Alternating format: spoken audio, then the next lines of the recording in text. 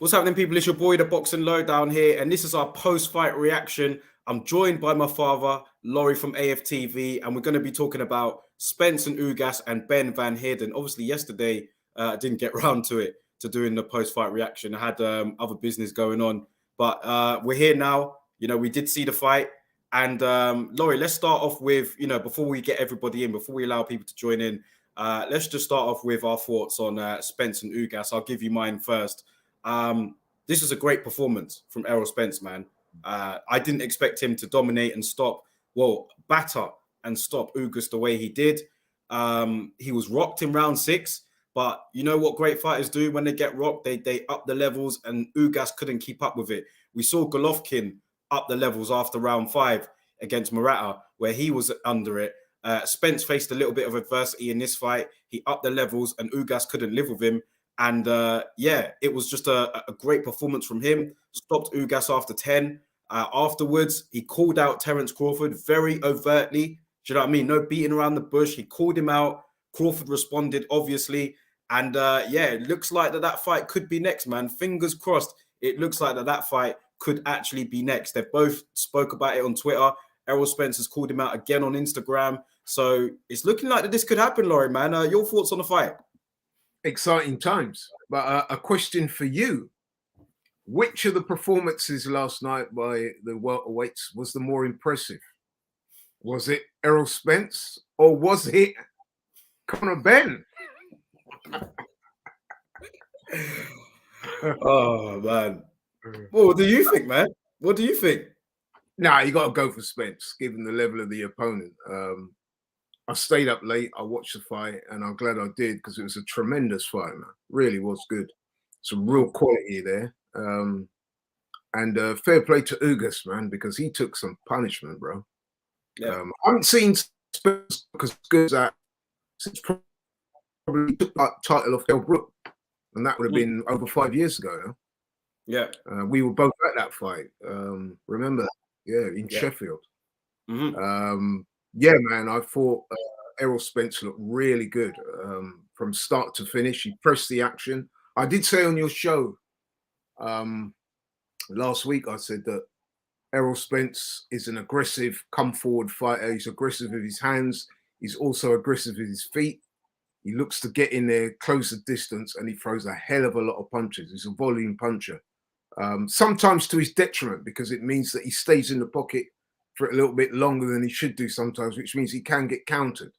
And indeed, Ugas was countering him last night and landed some good shots himself.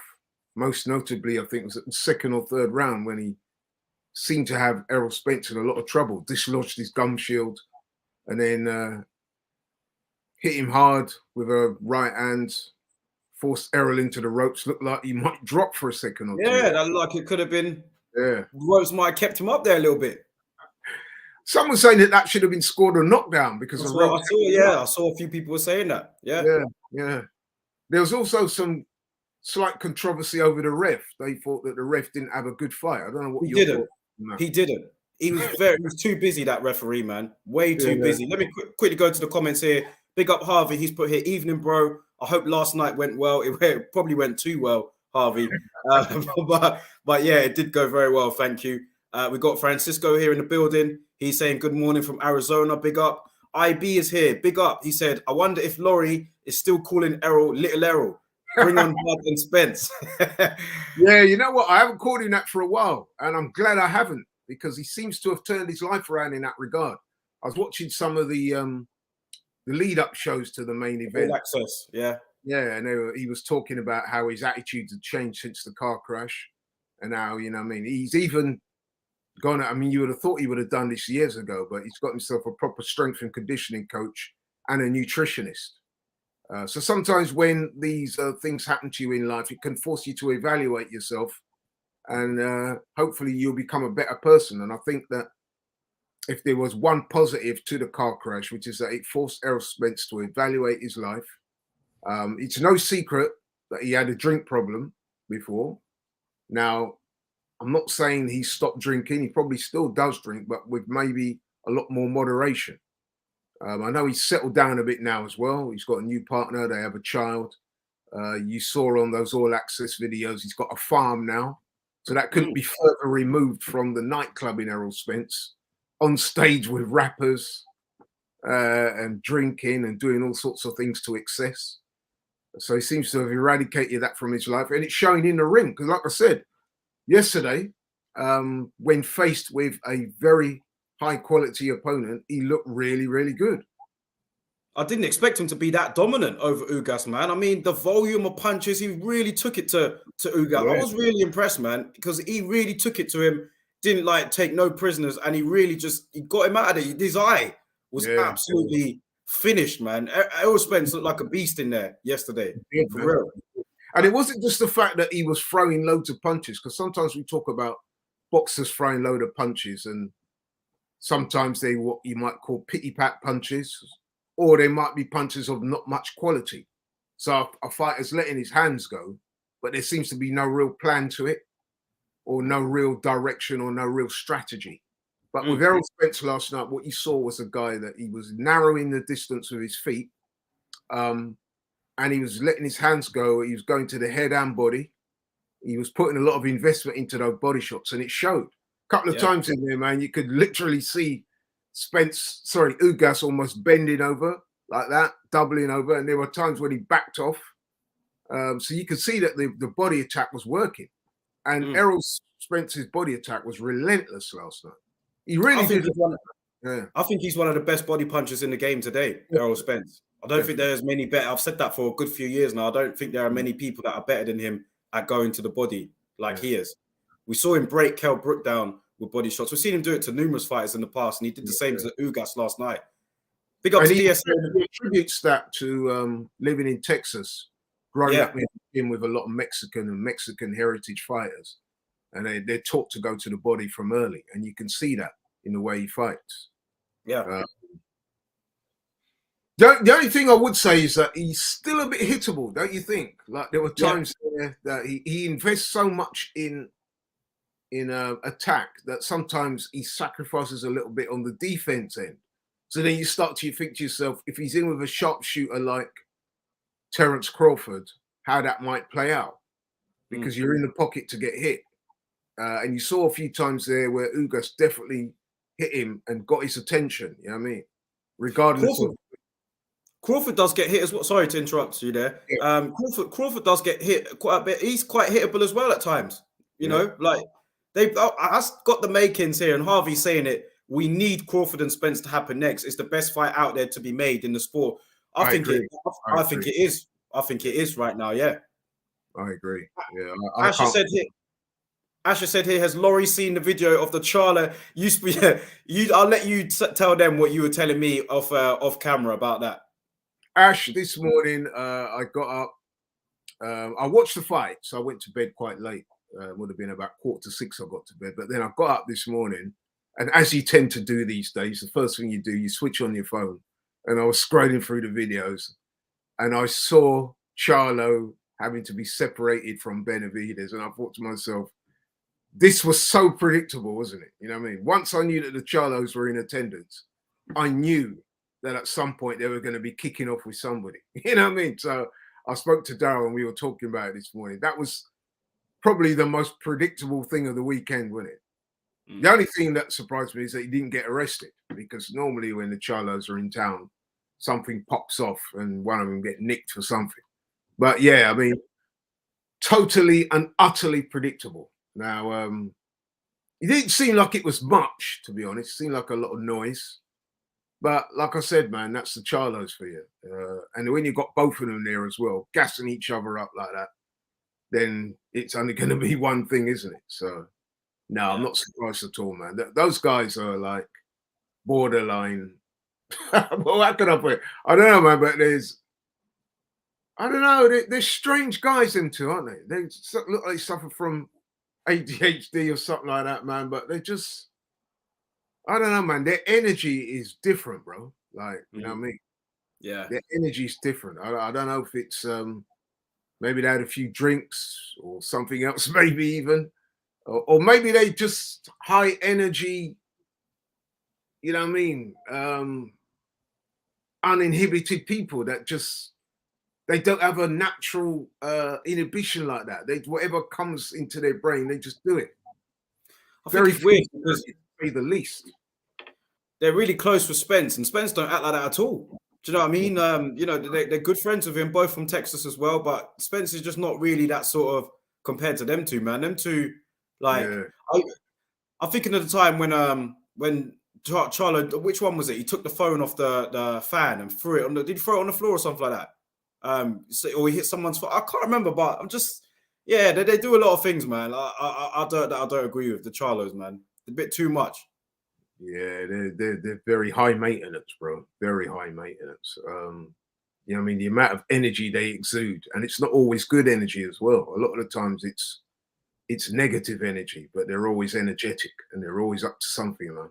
And it's interesting with most twins that I know. There's normally, if there's a loud one, there's normally a quiet one, isn't there? Yeah.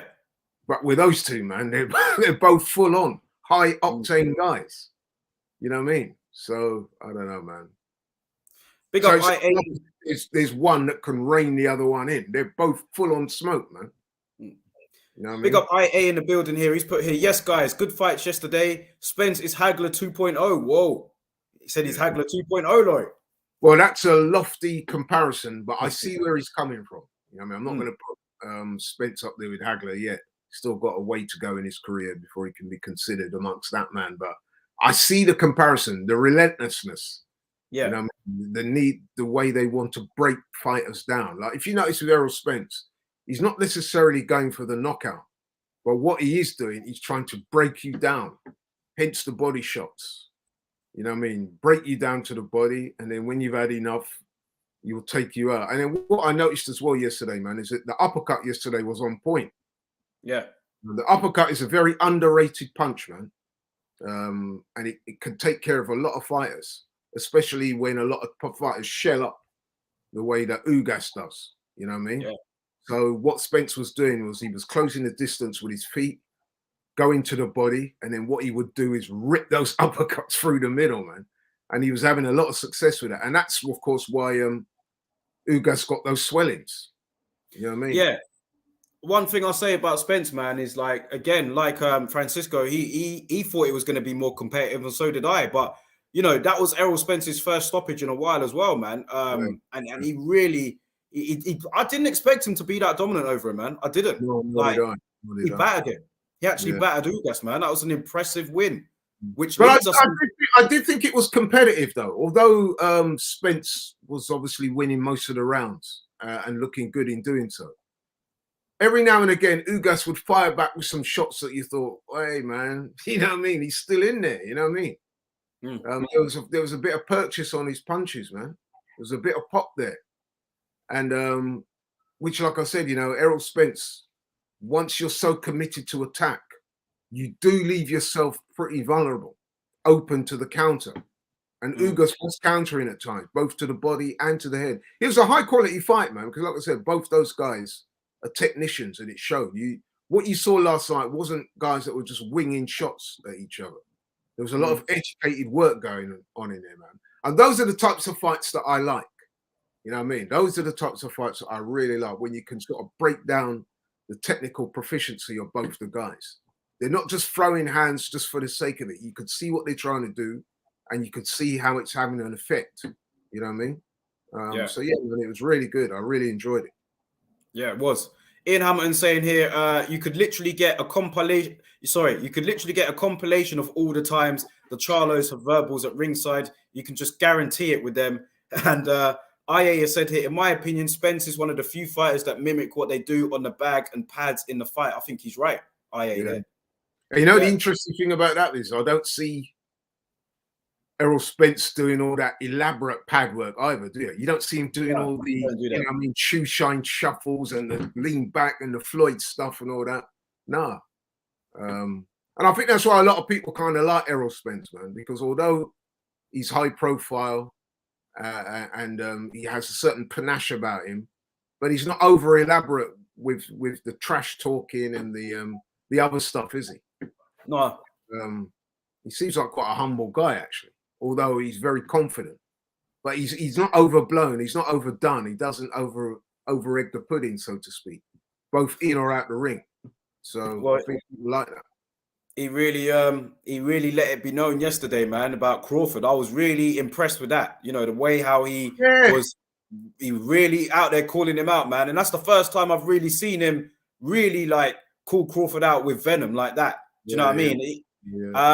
He's definitely. Did you not get the impression that he was definitely looking to make a statement last night, and he done? I think so. Yeah, I do. At one point, I thought to myself, I think it might have been the 7th or 8th round. I was watching it live, and I was thinking to myself, could he be about to start blowing himself out if he, you know what I mean, if he doesn't get the stoppage soon? The sheer amount of punches and energy that he's putting into his fight, he was literally relentless, man. Seriously, he was relentless with a capital R. There was literally no let up, and I just think that as the rounds went on, he just overwhelmed Ugas.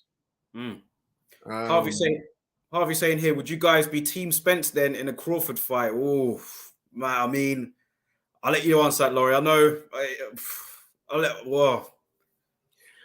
both of them. Previously, if I was asked this question, unequivocally, I would have said Crawford, right? But after watching Spence last night, let me take it back. After seeing the way he made the weight, that was the first indicator that Spence was going to look good in this fight. When I saw him on the scales, how chiseled he looked, and he didn't look too drawn. You know, sometimes you see Errol Spence make weight, you can see he's got those gaunt features. Just looking at him on the scales on Friday before the fight, his body looked properly chiseled, and he never looked too drawn. So straight away, I'm thinking to myself, he's made the weight well, and he's attributed that to having a full-time nutritionist on board on his camp. So when I saw that, I was already thinking, rah, this man looks ready, man. You know what I mean? And then the performance he put in last night, I'm thinking to myself, you know what? Probably the fight against Crawford, I would assume they got a rematch clause, or they will have a rematch clause. But the fights with Crawford will probably be his last welterweight. And I think he's going to give it his all. And I think we might be seeing him coming into his prime. And who would have thought you would have said that? But what team you on though? What team you on though? What team are you on? Spence or Crawford? Boy, it could come down to who executes the game plan on the night, man. I'm still slightly leaning towards Crawford because I do think that Crawford all round has the better skills. You know, Crawford can go southpaw, can go orthodox. Crawford has proved himself to be a beast at welterweight. When you think he started his career as a lightweight, he's carrying power. He's stopped all his welterweight opponents, stopped them all of them. So I would lean towards Crawford. But who do you want to win? I might have to lean towards Spence a little bit, and I'm going to be slightly biased. Shall I tell you why, man? Because Spence is repping that Jamaican flag, man. Yeah, repping it for the culture, you know what I mean? And obviously, I'm of Jamaican extraction myself, so I'm going to put that biasness out there. But on a, you know what I mean? That notwithstanding, I'm not going to let that get in the way of breaking down the fight, man. Both guys are great fighters, and I'm looking forward to this fight so much. As one of your contributors said earlier there, it's the fight that has to be made. It's the best fight in boxing right now for me. And I think last night's performance by Spence only serves to enhance that. You know what I mean? Yeah. Like I said, if you gave me your money and I had to put money down on it, I would have to swerve my bias slightly and give Crawford the edge. I think in terms of skills, I think Crawford has the edge. 55, 45. Okay. Or maybe even 48, so 52-48 or something like that. You know what I mean? Ash is saying here, the Jamaican bias. I know, bro. We can't help it, man. We've got a rep for the culture. You know what I mean? But that being said, man, Crawford is a beast. So I'm not overlooking him by any stretch of the imagination. Boxing Squared has said here, first time catching one of these live. Keep up the good work. Big up yourself, Boxing Squared, man. Thank you for the nice comment. DS has said here, Team Spence all the way. Francisco said here, Spence versus Crawford is an era-defining match. The winner will be number one pound for pound of this generation. It's a 50-50 fight. I'm still picking Crawford on points. Whoever wins this fight, are they your number one pound for pound? Well, you got Crawford number one anyway, haven't you? Crawford's my pound for pound number one anyway. You know what I mean? Yeah. No drugs, no boxing. Well, listen, man, I really can't wait for this. I mean, we've waited a long time, a good few years, and it's good to see now that it looks like we could be getting closer to it. Nothing official yet, of course. We still got a little bit to do. I don't know if Crawford's gonna have a fight in the meantime, or whether he's just gonna wait for Spence next. I'm not sure. But like I said, I heard the rumors that What we in now? What we in now? We're in April. April. So that fight needs to be made for November, say. That'll By be the end another of, year. That'll be another year. Crawford being out the ring. or at the very latest, early next year. You know what I mean? But that fight's definitely got to be made soon. IA says here, crazy how Spence and Crawford has got fight of the year written on. It really does, man. Yeah, It man. really does. I can't think of another fight that excites me more right now. It was Fury and AJ, wasn't it? It used to be Fury and AJ. Yeah, yeah. But, Actually saying if Furman will fight one of them two next. you know what? I don't know, man. I think that if you're Spence, you're probably not going to fight next until you get Crawford in the ring. I think Crawford's the one who probably needs to fight, doesn't he? Yeah.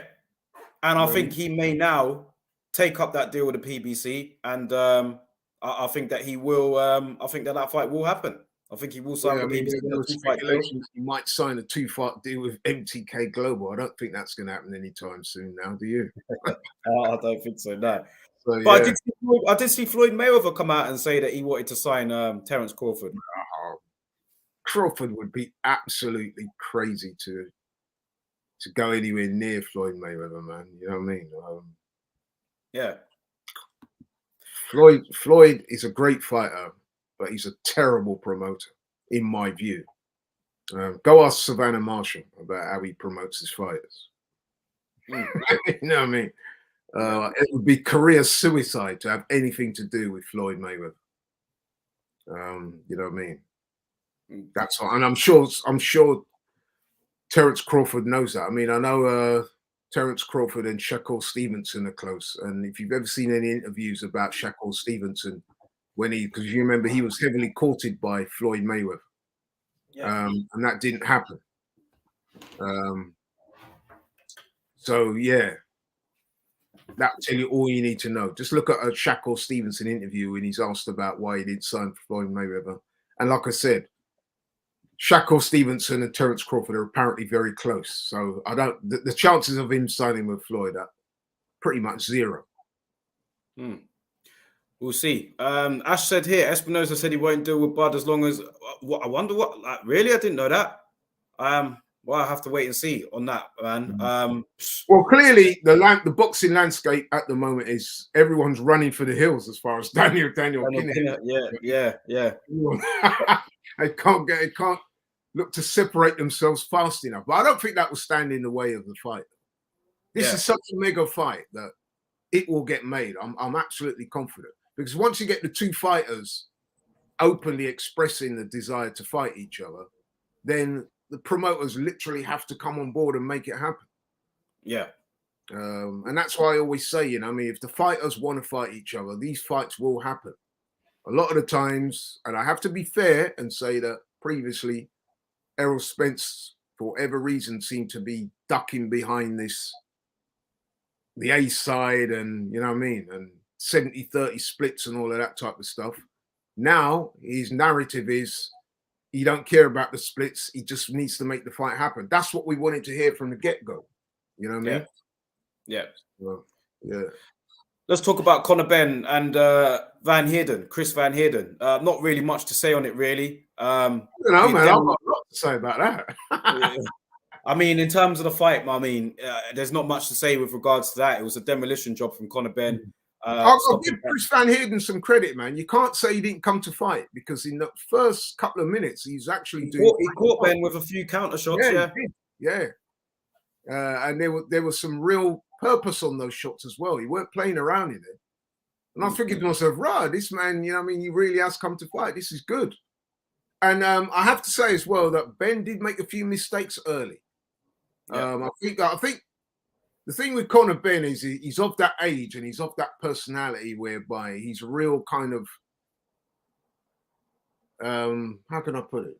there's a lot of machismo going on, a lot of young man's, you know what I mean, intensity and stuff like that. So it's almost as if he was determined to try and get Van Heerden out. As soon as Van Heerden made that good start, rather than Conor Benn sort of tucking behind his defense, he took it to him more, as if to say, right, if it's the fight you want to come for, then yeah, let's have it. And he went forward with a bit of a reckless abandon at times, I thought. Got himself caught a couple of times. I thought, rah, man, you need to, you know what I mean, be a bit more defensively responsible. Second time fighting the Southpaw, Conor Benn. Yeah. Passed the test with flying colours, really, man. Yeah, got caught a bit in the first, but then he took him out in the second. Is Conor Benn the most exciting fighter in the UK right now, do you think? I would say probably yes. And I would also add that he's the most improved fighter. I know I've said this on your show a few times. But seriously, if there's a fighter in Britain that is more improved than Conor Benn, tell me who that is, because I'm thinking out loud and I can't think of anybody. Yes, there's a lot of fighters that have improved, but I think the improvement in this guy has been quite dramatic. And you have to put that down to his coaches, the Sims, Tony Sims, and obviously Conor Benn himself. Yeah, who's got himself into fantastic condition. But they haven't just worked on fitness. Clearly, they've also worked on how to make him a better fighter. Because see, that's the thing with some fighters. They will get fitter and stronger, but they don't always improve their technique. But Conor Benn literally he's improved his skill set twofold, isn't he? Yeah. More so, you know what I mean? He really has, he's a completely different fighter to when we first saw him wailing away at hapless opponents when he just turned over and you're thinking to yourself, nah, this guy's not going to make it, man. You know what I mean? He's just a caricature of his dad. Now, there are some observers out there, I kid you not. Don't say no, not me. But there are some people out there that saying that he looks to have potentially a better skill set than his dad.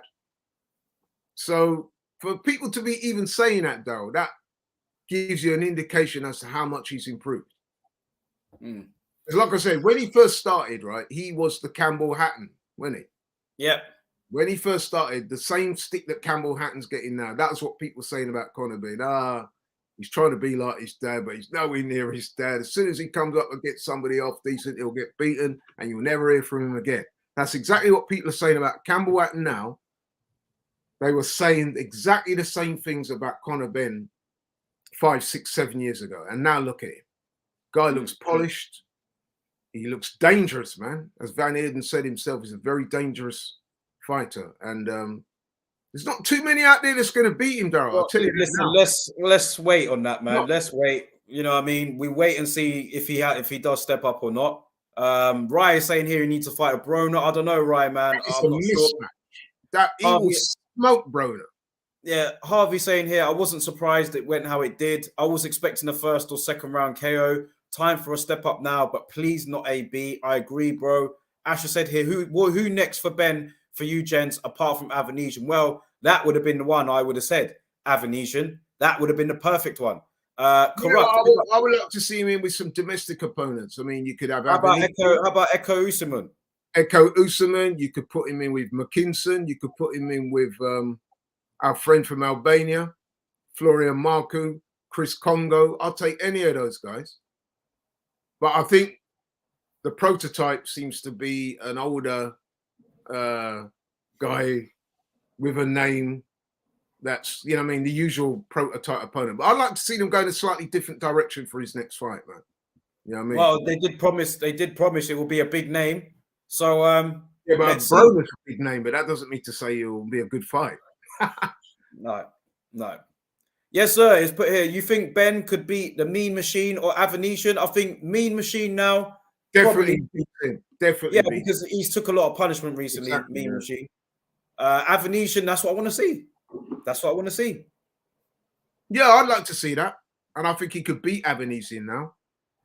I really do, man. I think so does Ash. Ash agrees with you as well. He says it here as well. Yeah, I think, you know why? I think the confidence levels, the youth, the speed, the vitality, the energy, the whole sort of movement behind him, man. Don't get me wrong, it's not going to be an easy fight like yesterday's was, but I think that there's enough juice in the tank now for him to be seriously. If you're gonna go to world titles and stuff like that. You got to get past the likes of Avanesian at some stage. Why not now? I And agree. let's face it, if he did, listen, let's just say he went in with Avanesian, right? And let's just say that, hypothetically speaking, he didn't go his own way and he was come off the end of an upset in terms of it would not be the end of the world. He's still only 24, 25. Avanesian's lost before. You know what I mean? Yep. So, yeah, man, why not? But I agree. failing that, like I said, I'd like to see him in with a domestic name. I agree with Corrupt here. I think that's exactly what's going to happen against Guerrero. Like I said, and you were kind of caping for that fight as well when we spoke about it. I think he's gone past that now, man. I think, I don't want to see him in with Guerrero or Devin Alexander or, you know what I mean, or something like that. Or he's not interested in Maurice Hooker. He said that he's not interested in Maurice Hooker. Stanionis, what about him? You know, that's another great fight. Yeah, although I don't see that. I don't see Stanionis as people wanting that fight either, though. Do you? Because they're closing in on the world title shot themselves. So what would Conor Benn do for them? You know what I mean? It's got to be a fight that suits the opponent as well. I don't think Stanionis is going to want to fight with Conor Benn because he's on the verge of a world title shot. Yeah. I don't see, for the same reason, I don't see him fighting Boots or Virgil Ortiz or none of those guys, unless it was a final eliminator. But for a career-building fight, man, a good old-fashioned domestic showdown suits the bill perfectly. Obviously, saying here, Avanesian is a good, exciting fight. Does it do the O2? Eddie doesn't think so. I think it definitely does the O2. Definitely. Yeah, it does. Definitely does that, especially if you have a good undercard. That will sell out the O2. Eddie don't think that will sell out the O2. Eddie knows that will sell out the O2. That's probably Yeah. his way of ducking that fight. Yeah, I agree. Although, to be fair, Eddie did mention Avanesian last night after the Van Heerden fight. Did you hear him? No. Yeah, he did mention Avanesian. He definitely did. Because I remember What did he say? Surprised when he ddid it. What did he say? He just mentioned him as a possible future opponent. I like the look of that fight. I think that makes sense, Mikey Garcia, because that's a big name. I think he cleans his clock, Mikey Garcia. No, but Mikey Garcia has never been stopped, and he's been in there with top guys. So I think that was a good fight for Conor Benn. I really do. He's not a welterweight. Like he's lost his last fight. He's on the way out. The motivation's not there. I think that's a perfect fight for Benn. That is. Because it's name recognition. What about the guy that beat Mikey Garcia, Sandor Martin? He had another win the other day as well, didn't he? Yeah, but these guys they're not natural 147 pounders, these guys. Yeah, these guys are they're 140 pound guys. Yeah. Let's see Benn in with a live 147 pound guy that's young, that's got ambition as well. Let's see what. Who do you want to see him fight then? Avanesian. Anyone else? He's not young. He's not young, but you know, I'd like to see that. He called out Kell Brook. I wouldn't mind seeing that. I'll watch it. Listen, if it got announced, I'd watch it. So I'm not going to pretend. I don't want to see him in with, and that's Amir Khan. I mean, I thought him calling Amir Khan into the ring yesterday, and Amir Khan. You see, that's the thing with Amir Khan. He's such a narcissist, Amir Khan, that he actually went in there thinking it would be well received. That's typical of it. He actually thought, I'm like, bro, you should have just declined that invitation, bro. You made yourself look silly. Yeah. You got washed in your last fight. The mere fact that you're fighting on is an absolute joke. That should have been registering in his mind. But Amir Khan is such a narcissist that he actually thought that going in the ring yesterday was a good idea. And then people are surprised when he started getting booed. And then you got Carl Froch dissing him, saying the only thing he's good for is to get knocked out. I mean, come on, man. Yeah, them two have got a long time beef. So badly, it's not even funny anymore. Cody Crowley. That's a decent name. Yeah. Canadian guy, white guy, decent fighter, unbeaten record, has a lot to say for himself. That would be a good fight. He seems like a good fighter as well. I watched he was on the undercard to Spence last night. Yeah. He had a decent win. Doesn't look $1 million, but he looks competent. But the only thing is, I'm not sure how much of a name he has, though. You know what I mean? Yeah. But that would be a good fight, though. I think the thing with Conor Benn is now, anyone he fights from here on in, It's going to be because closely scrutinized, isn't it? he's been destroying guys. They're going to get good attendances or great interest to whoever he fights in. Let's be honest. Yeah, I mean, I think that Broner fight might be on deck, you know, because I know they've reached out to Broner.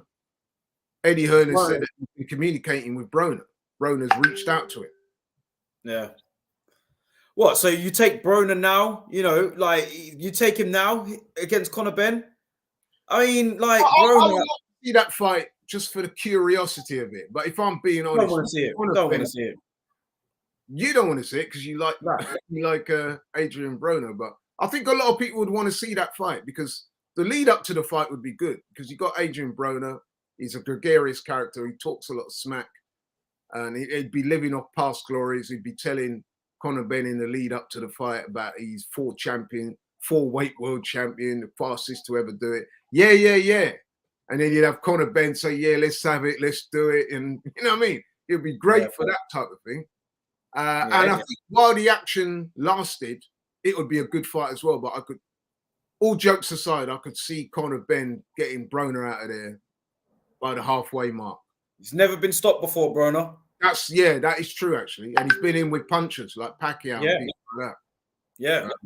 But even so, man, I think Conor Benn at this stage of his career and Adrian Broner at his stage of his career, I think there's only one win. I think that if Broner did go the distance, you could see it being a long, painful night for him. You can see him getting totally busted up, broken down, beaten up. In short, man, Conor Benn smokes him. That's what I honestly think. This is a good comment here from Corrupt. He said, this is what Benn needs. Esserman, Avanesian, Stanionis, then take it from there. This is just my opinion. It's not a bad opinion at all. That's not a bad fight there. Man. The only thing with that is I'm not sure whether Eddie Hearn is on that route.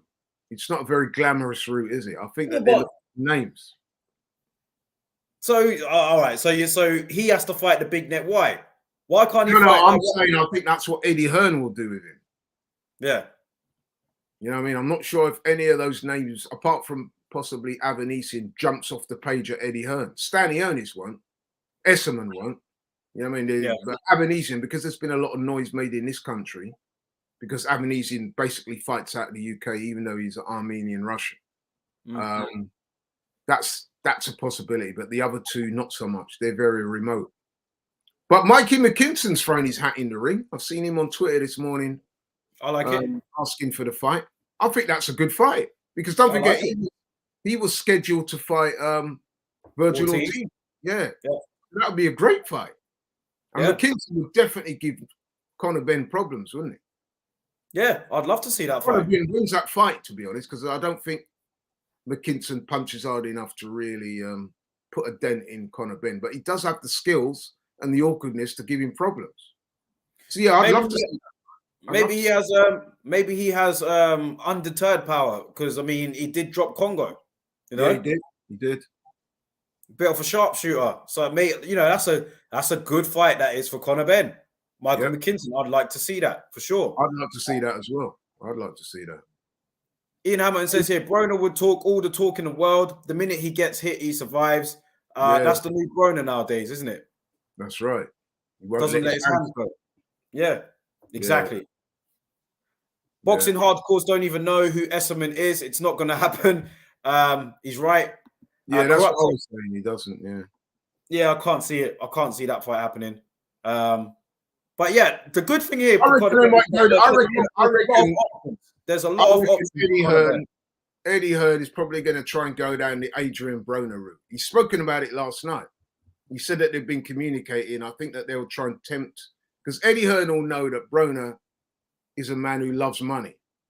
And, you know, you're hearing stories about Broner financially being all over the place at the moment. So he's in that desperate situation. He's typical of that fighter that got the name, still in the game to a certain degree, although he hasn't fought for ages. But it's the type of guy, man, that will come over here for that money. I think Broner is that type of guy that will do it. Yeah, I don't like the fight.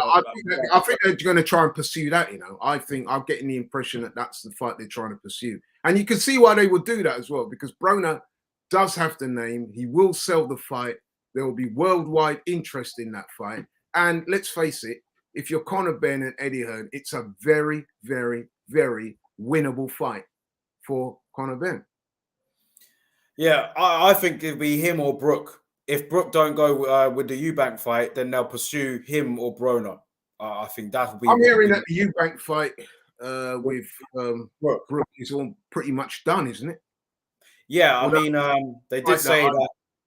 They did say that they agreed on the weight, so that seems like a positive step towards that fight happening now. Which that's another fight I don't like, by the way. Eubank and Brook. Yeah, I don't like that fight. But, Ash is saying here, it'd be an achievement to stop Broner. He's very defensively cute. DS has said here, they're taking Benn at the right pace. This is a guy with very little amateur experience, 24 years old and only 20 fights. Look how slow they've been taking it with Boots. We just need to be patient. Sounds like the sort of thing I would have said there. Yeah, did you write that? You got but he's right, isn't he? He is right. He is right. I mean, listen, if Conor Benn was late 20s or early 30s, then I would say, yeah, he needs to get a move on. But we're talking about a guy that's barely 25 years old with very little to no amateur experience, sort of came up the hard way insofar as he was fighting on undercards and stuff like that, building his rep, not looking too good. And now he's blossomed into this really good fighter, really good young fighter, but he's still not the finished article. So that needs to be reflected in the opponents that he's fighting. Whereas with Boots was an outstanding amateur, represented America internationally, almost went to the Olympics. America has had a very good start to his professional career. And I think the only reason that's holding Boots back is that he can't get the fights, isn't it? A lot of people don't want to fight the guy. You know what I mean? A lot of people don't want to fight him. So I think that's the only thing that's holding him back right now. I think that kind of answers this question here from Ash. He's saying Benn has a similar resume to Boots and Ortiz, but he has much less amateur experience. Why?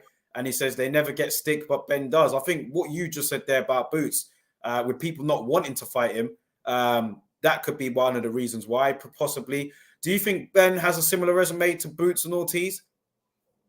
Not really. I think both of those two guys are ahead of him.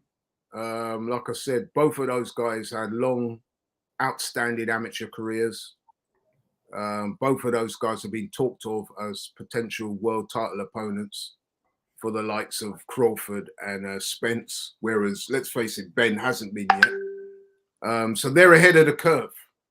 And I think, like I said, with Boots, it would appear that they're having trouble getting in meaningful fights because a lot of people don't want to risk their reputations against him. He's smoking guys, man. You know what I mean? So, and he's looking real good doing it. And yeah. Do you know what? I'm going to say this, yeah. I don't know. I don't know if I really, but I saw Conor Benn put out a post today and it said, I'm number one or something like that. I don't think, do you really believe that though? Like, do you really believe that you're number one? Like, because we hear what some of the other guys have said, you know, they gas him up and whatever, but like, and I know it's something that you're supposed to say. So I'm not, you know, giving him stick for it, but I was just like, with this whole Avanesian situation, man, kind of swerving that a little bit. Like, do you really believe you are? Like, I mean, haven't gone through the levels in the country in terms of conquering, even though Eddie Hearn seemed to think he did conquer, you know, domestic and European and whatever. There are still guys there you could fight. There's still, like, welterweight is one of the toughest divisions out there. Historically, always has been.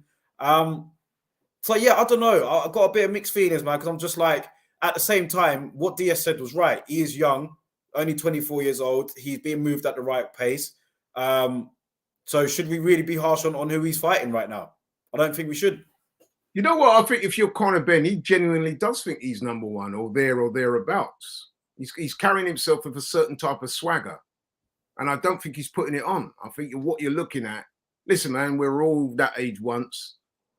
And, you know, when you're a certain age, you do tend to see yourself as invincible, yeah. Yeah. He does see himself as being a bit bulletproof. He's obviously been gassed up and now he's gassing himself up. He's thinking, you know what? He's looking around and he's thinking, you know what? I'm getting rid of these guys. I really am that guy. I really, you know what I mean? So, yeah, he probably does, Daryl. He probably does think right now outside of a select few. Your Errol Spence's, your Terence Crawford, obviously, your Jerome Ennis, your Virgil Ortiz. He's probably thinking outside of that lot, I'm there or thereabouts. I saw Eddie Hearn say they could possibly look before. This was before, obviously, Spence and Ugas, but they said, you know, if Ugas was to lose that, he could be someone that they might look at. Yeah, Would you like that fight now? He got battered yesterday, didn't he? So he's going to be out of the ring for a while. I think the beat down that Ugas took, I don't think he'd be wanting to go in with someone young and hungry like that for his next fight. Do you? Well, money talks. Sean Porter fight, man. Apparently, Sean Porter wants to get back in the ring. Yeah. Did you hear that? No. I heard that Sean Porter is looking at making a comeback, which is I always knew that he was going to do this as well. If he does, it wouldn't be with his dad. That's what I reckon. Right. Would his dad still be in the corner? I don't know, probably. I said at the time I didn't think he was going to retire, and I'm reading now, I'm seeing stuff on the internet which suggests that he might come back, which probably means he will come back. So how about that? Porter versus Benn, a fight that I predicted a couple of years ago, and I said that I thought Benn could beat. Yeah, and, I remember that. Yeah, and I remember you laughed at me at the time. I'm not sure if you'd be laughing so much now, would you? Because I reckon if they was to fight now, what you think you think Benn beats him now? Yeah, I think there's a strong possibility. Yeah, you know what I mean? Yeah, I mean, I don't know, man. If his first fight after coming out of retirement, you take on a young, hungry guy like that. I think that there's a lot of dangers in that fight for Sean Porter, man. I don't think he'd want that fight, to be honest. If you're Sean Porter and you're coming off the back of being stopped by Terence Crawford, so you've had your pride and your ego dented, right? And you're looking to make a comeback. Do you really want to go in with somebody that's young, hungry, ambitious, hits hard, bit spiteful, you know what I mean? Will take you there. Do you want that? Or do you want something, you know what I mean? A little less challenging, a little less hard. You're not going to want Conor Benn, are you? Really? You're not. You're not going to want You're not going to want that smoke, bro. He'd be silly to take that fight, because if he loses to Conor Benn, that is it. Finished. Yeah. So we'll see if he really does confirm that he's coming back. I think he should stay retired. I think once you've announced you're retired, man, I think you should just stay retired, man. You know, like boxers, man, ego. And then let's face it as well, that retirement kind of came off the back of nothing. You got the impression that he was announcing his retirement because he was disappointed with his performance, not because he felt he'd given it everything. Because he's looking at those guys, man. They're still involved in high profile. He fought Spence, he fought Ugas. He did very well against both those guys. He beat Ugas, although I didn't think he won the fight. So he's probably looking at those guys that are in and around the same age as him. He's thinking, yeah, them man are still doing it. They're still in the limelight. They're still getting money. Here I am, I'm doing a podcast. You know what I mean? Really, I should be fighting. Once I get over the disappointment of the loss, I should be back in there. I think Furman or Danny Garcia is a good step up for Conor Benn, because they're slightly below the top two. They're probably the level below right now. The only thing is, right, you'd have to tempt those guys over here, wouldn't you? And that's they've got the money. Yeah, I think you'd have to give a big bag for both of them to come over here. And I think Furman ain't going to want to come over here. You know what he's like. Furman's not going to want that fight. And even Danny Garcia, those guys are probably going to look at Conor Benn and look at it and say that's kind of beneath them. They're going to think they will think that. Yeah. It's a bit like what I was saying with Porter. Why would you want to go in with such a young, energetic ball of fire? This is why you should fight guys that are also young and up and coming, because they'll want the smoke as well. They're going towards the smoke. They'll be looking at, they won't think that they're above Benn. So I don't know, man. Corrupt is saying here, Furman and Garcia would murder Benn. No. You don't think? Well, listen, they can both punch, man, and they both are on another level. You say that, though, right? Why would you say Thurman? When was the last time Thurman had a stoppage? He couldn't even get. the guy that Tank beat, Barrios. He couldn't get him out of there. So what makes you think he would murder? I think you're looking at the Keith Thurman of about 4 or 5 years ago, and the Danny Garcia that wiped out Amir Khan. They're not those guys anymore, people. You know what I mean? They're not. And So would you pick Ben? Would you pick Ben to beat both of them? Yeah, I probably would at this stage. Yeah, I probably would on points. I don't know about DSG, man. I don't know yet. DSG's tough. He's a tough guy as well. Guy, man, but and he can punch. I think that's a bad fight. I think that's a bad fight for Conor Benn. Does he have to punch out though, Danny Garcia? He's never been a big volume puncher, is he? Would he get a decision over Ben on points? I'm not so sure. He's got good timing. He's got power. And I think if he catches Ben with some of the shots Van Heerden caught him with yesterday, I think he might. I think he'd take Ben out with that. I think he might, yeah. I don't know, man. For a start, I don't see none of those guys agreeing to fight Conor Benn. Unless it was a world title eliminator. You're not going to get those two and Sean Porter fighting Conor Benn. The risk wouldn't meet the reward for them guys. Yeah. Those guys are at the stage now where they've got a couple fights left in them, and the only fights they're really going to get up for is the world title fights. Unless you're putting in with guys that are just keeping their career ticking over until they get that big fight. And Conor Benn doesn't meet any of those criteria. So it's either a fight for a world title or marking time fights against guys who know they're going to win, know they're going to stop, to get them ready for when they take on the big guns. And then you have to look at it like this as well. If, as we expect, that Spence and Crawford meet, I would say whoever wins that fight is probably going to go up to 154. Yeah. So that will vacate one or two of the belts. And then those guys, the Garcias, the Thurmans, the Porters, are going to have their eye on another potential title shot. Yeah. Diaz has said here, Porter would fight Ben or anybody, but a young live wire like Conor would be a problem for him at this stage. Absolutely. Absolutely. Don't get me wrong, it wouldn't be a walk in the park for Ben, but I would lean towards Ben just on the sheer energy and the sheer momentum he has at present. I mean, I'll give you an example. The other day I was reading whereby Boots Ennis's people were trying to make a fight with Danny Garcia, which makes a lot of sense, especially given that they're both from Philadelphia. Danny Garcia has said openly that's not a fight he's pursuing, because he basically said, look, I can understand why Boots Ennis wants to fight. Great fighter, great up-and-coming fighter. We're both from Philly. But he goes, that fight does nothing for me at this stage of my career. So basically, Danny Garcia is saying, I'm only going to fight a guy like Boots unless I absolutely have to.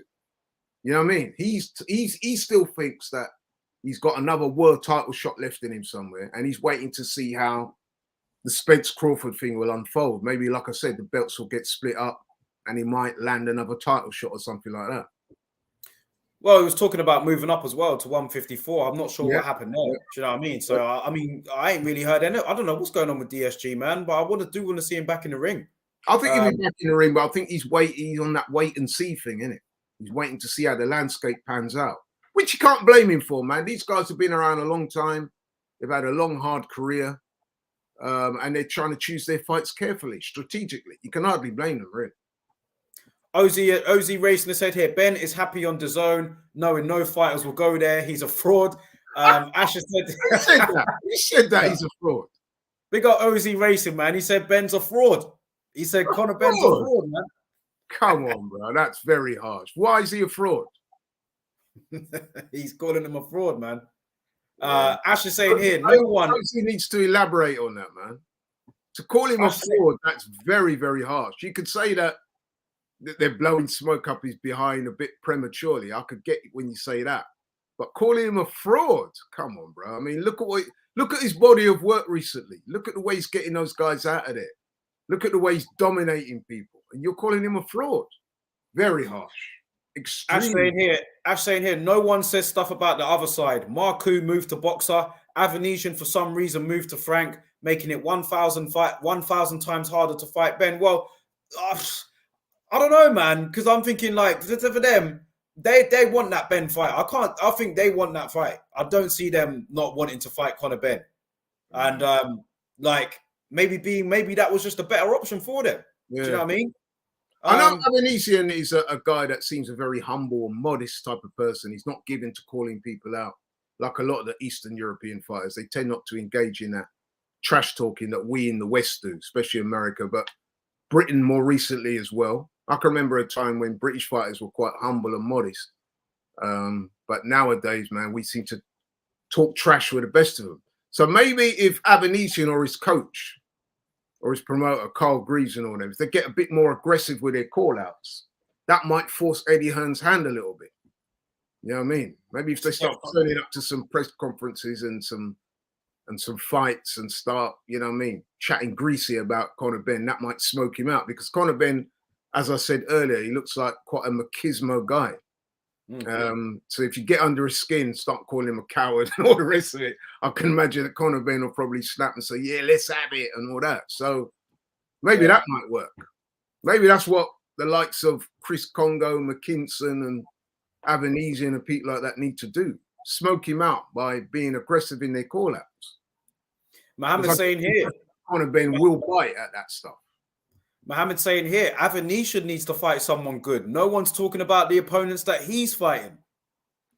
Yeah, that's true also. That's true. The last couple of opponents have not been very good. But then I get the impression that he's having trouble getting fights. Because, I mean, let's face it, man. Virgil Ortiz ducked him. I don't care what people say, man, but he did. He ducked him. Did he really duck him, or did he just go for the other, like had two different opportunities and he pursued this one for the belt? You know what I mean? That's AKA ducking, bro. You know what I mean? Ducking, you see, this is the thing. Yeah, but he would have been called ducking if he went the other way, though. Do you know what I mean? It would have been, he had two options and he went down one road. Do you know what I mean? With respect to McKinson, and I've got a lot of respect for McKinson, but he went down the path of least resistance. You know what I'm talking about, Daryl. He was offered those two guys. He chose McKinson because McKinson's not a puncher. McKinson's not highly regarded at world level, whereas Avanesian's been in and around European world level for a while. He clearly looked at the two options and thought, yeah, McKinson, who's this guy? Let me look at his record. Oh, what? Only 2 stoppages in 18 fights. Who's he beaten? Blah, blah, blah. Yeah, we'll take that one. Clear duck for me. And again, I'm not saying that in ducking him, he's scared. See, this is where some people get this ducking thing wrong, yeah? And when I've spoken in the past about Canelo ducking, people have said, are you trying to tell me that Canelo's scared to fight Andrade? Andrade's not a big... Listen, bro, it's not a matter of being scared. It's fighters strategically managing their career that they duck certain fighters in favor of other fighters because they feel that that other fighter is going to be an easier look. Bit like what Canelo's doing when he was given the option between fighting Benavidez and Charlo or fighting Bivol and Triple G. To me, that was a straight duck. He's seen that, and I know you don't agree with me, Daryl, but he's seen that the Charlo and the Charlo Benavidez fights as being more difficult to overcome than the Bivol and Triple G fight. Because to me, at this stage anyway, Triple G is basically an easy fight for Canelo. Whereas he looked at those two and thought, both of those two, man, be it Charlo and Benavidez, nah, man, you know what I mean? Both of those two represent a real test for me. Again, I'm not saying that he wouldn't beat them, but he's looking at Bivol and... I still think Bivol's more of a test for Canelo than Charlo is. Maybe, but I'm saying the two fights, yeah? You look at the two fights. That was the option.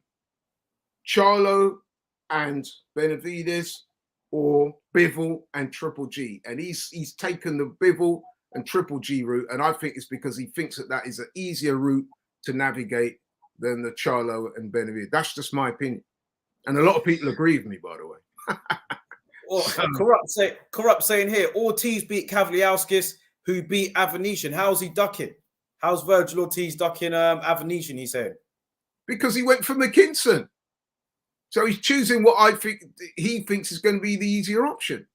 I've just explained it, bro. You know what I mean? I'm not saying he wouldn't win, you know. I'm saying he's ducking that fight, bro. because he sees McKinson as an easier. In America, nobody's heard of McKinson. Nobody. Yeah. You know what I mean? Nobody's heard of him. He's not a puncher. He's not seen as a threat. So that tells you everything you need to know. When they looked at those fights, and you can see why they did it as well. You got a guy like Virgil Ortiz, young guy, explosive, on the up and up. You're trying to build his reputation. You know what I mean? I was looking for that article, and I've seen one article here. It's the WBC orders Virgil Ortiz versus David Avenesian final eliminator. Ortiz is ranked third. So this was back in 2021. So November 16th, 2021. So not that long ago. Yeah. Obviously, that was, yeah. And he didn't take it. He didn't take it. Just Why one man. Eliminate a fight. The two-sitter, number 1 and number 3. Michael Garcia is not in second. Just going, yeah. So, yeah, okay. Yeah, he did go down a different route. Okay, yeah. Why do you think that was? I don't think he's scared of. I don't think he's no. Remove the word scared. Why do you think that was, though? What? It must have just been the easier option. Well, that's what I'm saying. It's a duck move. He ducked Avenesian to fight McKinson. I don't get. Listen, man, I'm utterly convinced. Nobody can convince me otherwise. I know how this game works, Daryl. You know what I mean? I'm not saying he's scared. I'm not saying he would lose to Avenesian. I'm not saying that. But he believes that Avenesian would be a tougher test. So he went for McKinson. Fighters do it, bro. Whether we like to admit it or not, we say our favorite fighters, blah, blah, blah. They all do it. And on this occasion, Virgil Ortiz has done it. Last one from you before we sign out, man. Just wanted to get your thoughts on any of the other fights that took place last night on the undercard. Do you want to quick mention in? Did any of them that you feel like talking about before we go? I saw Isaac Cruz look lively. I mean, he beat a washed up Gamboa. He washed up Gamboa. But I'm looking at that as a potential Ryan Garcia fight because Ryan Garcia called him out, didn't he? Yeah, him and Isaac Cruz. You like that one? Ryan Garcia is be careful what you wish for, man, because Isaac Cruz looks like a serious guy. I'd love to see that fight, by the way. That's you know what? That is the kind of fight that Ryan Garcia needs. He needs a guy that's coming there to win, a guy that, you know what I mean, is a clear and present danger, and somebody that will give him work. That's exactly the type of fight he needs if he's going to aspire to world level. And I'll tell you something, man, I wouldn't bet against Isaac Cruz. He's a lot taller than Isaac Cruz, isn't he? Do you think that might make a... Isaac Cruz knows how to fight small. And he winds those hooks up, man, and he's very tough. You saw that in the Tank fight, man. He took some big shots from Tank. And Tank is a big puncher.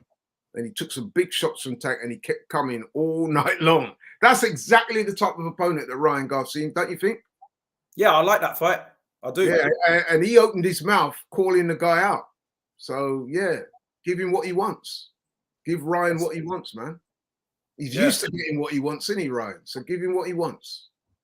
As for Gamboa, I think, really. Gamboa, I don't want to see him in a ring again.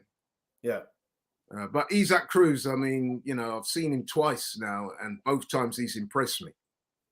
And like I said, Ryan Garcia was the one that was calling him out. So let's give Ryan what he wants. He's used to getting what he wants. He's got that spoilt child aura about him. Give him what he wants. Let's have him versus Isaac Cruz. That would be a great fight, and one that I think Cruz could win for sure. Francisco saying here, Cruz would be dangerous for Garcia. I don't think Garcia can knock him out, so he would show some versatility that he may not have yet. Yeah.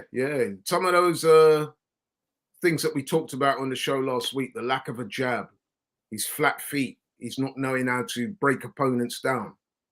He would have to show that and more to beat Cruz. That being said, he's a big puncher. Ryan Garcia could land a big left hook and get him out of there early. You never know. So that's an intriguing fight, man. Yeah, for sure. Listen, man, we're going to wrap it up for today. Great feedback on both of those fights, Laurie. And we got a lot to look forward to, particularly next week, man. The small matter of Dillian Whyte and Tyson Fury. We're going to be doing the watch along for that on the Don Robbie channel, aren't we? I'm looking forward to doing that. And another great week ahead for boxing, man. But always appreciate your opinions. And a lot of upsets this year in boxing. Could we be about to see another one? Yeah. I think even just a quick one on Dillian Whyte Fury, man. I just think even having White take part in that Zoom call, it just got the juices flowing for that fight a bit more. Do you know what I mean? Just seeing him take part in that. I'll tell you really what I did like about Dillian in that. I mean, obviously, it was just a prelude to the fight. Still a long way to go. But I did like Dillian's demeanor. He looked like a guy that's put the work in, man. The way he sounded quite shape. And he sounded in great shape mentally. I haven't seen him physically. He's not with his top off or anything like that. But he just gave me that air. He just gave that air of confidence about him. He looked quietly confident. Yeah. And I like that. To me, having boxed myself, that tells me that he's prepared diligently. Yeah. So yeah, man, I like that interview. I like what he was putting out there. It's positive. It's positive. Yeah. Well, fight week is fast approaching, man. But yeah, we'll sign off for this one here with Spence and Ugas and Benn van Heerden. I appreciate you guys always in the comments for leaving them. Don't forget to hit the like button on the way out. And listen, guys, enjoy the rest of your Easter, man. Happy Easter to you all. Do you know what I mean? And we'll catch you lot next week. Laurie, do you want to close out? No, just to say that boxing, yet again, man, it came through. There's been some great fights recently. Boxing's been on a good little run recently, man. You know what I mean? Yeah. And yeah, I'm enjoying it. And there's a lot to look forward to. Last night's fight lived up to its billing and some. And I think next week as well, man. I'm looking forward to that now as well. So yeah, man, boxing's on a good little run. Long may it continue. For sure. Well, listen, guys, enjoy the rest of your day, and we'll catch up with you lot next week, man, on the podcast on Thursday. I'll be dropping some more videos during the week. And yeah, enjoy the rest of your Easter, man. Big up. Enjoy the bank holiday.